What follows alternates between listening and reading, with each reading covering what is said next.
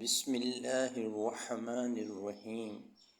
رسول اللہ صلی اللہ علیہ وآلہ وسلم نے فرمایا، صدقہ مال میں کمی نہیں کرتا اور بندے کے معاف کر دینے سے اللہ تعالیٰ اس کی عزت بڑھا دیتا ہے، اور جو آدمی بھی اللہ کے لیے عاجزی اختیار کرتا ہے اللہ اس کا درجہ بلند فرما دیتا ہے۔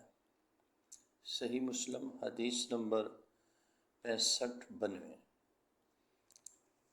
اگر کوئی روزہ دار سے بد کلامی کرے تو رسول اللہ صلی اللہ علیہ وآلہ وسلم نے فرمایا، اللہ پاک فرماتا ہے کہ انسان کا ہر نیک عمل خود اس کے لیے ہے، مگر روزہ کہ وہ خاص میرے لیے ہے اور میں ہی اس کا بدلہ دوں گا، اور روزہ گناہوں کی ایک ڈھال ہے۔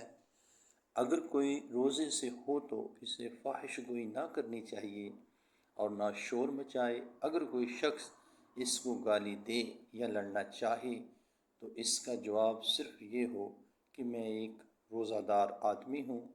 اس ذات کی قسم جس کے ہاتھ میں محمد صلی اللہ علیہ وآلہ وسلم کی جان ہے، روزہ دار کے منہ کی بو اللہ تعالیٰ کے نزدیک مشک کی خوشبو سے بھی زیادہ بہتر ہے۔ روزہ دار کو دو خوشیاں حاصل ہوں گی، ایک تو جب وہ افطار کرتا ہے تو خوش ہوتا ہے، اور دوسرا جب وہ اپنے رب سے ملاقات کرے گا تو اپنے روزے کا ثواب پا کر خوش ہوگا۔ صحیح بخاری حدیث نمبر 1904۔